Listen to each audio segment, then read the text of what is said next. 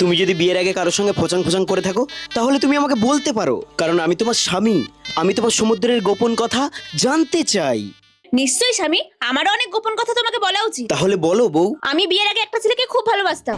সেই হারামজাদা আমাকে বিয়ের প্রতিশ্রুতি দিয়ে আমার ঢাকনা খুলে দিয়েছে। আরে আরে, তুমি দুঃখ পাচ্ছ কেন? এতে তোমার কি দোষ? তোমাকে তো ঠকানো হয়েছে। তুমি আবার আমাকে খারাপ ভাবছো না তো? আরে সোনা, আমি শিক্ষিত ছেলে, আমাকে ব্যাপারটা বোঝাতে হবে না, আমি সব বুঝি।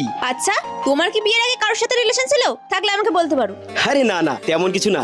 তবে একটা মেয়েকে বিয়ের আগে ভালো লাগতো। কি তোর বিয়ের আগে লোকের মেয়ের সাথে চক্কর ছিল? শালা চরিত্রহীন পুরুষ মানুষ, করবো না আমি তোর সঙ্গে ভাতাঘাট। আরে আরে বউ, দাঁড়ো দাঁড়ো দাঁড়ো। আরে কোথায় যাচ্ছ তুমি?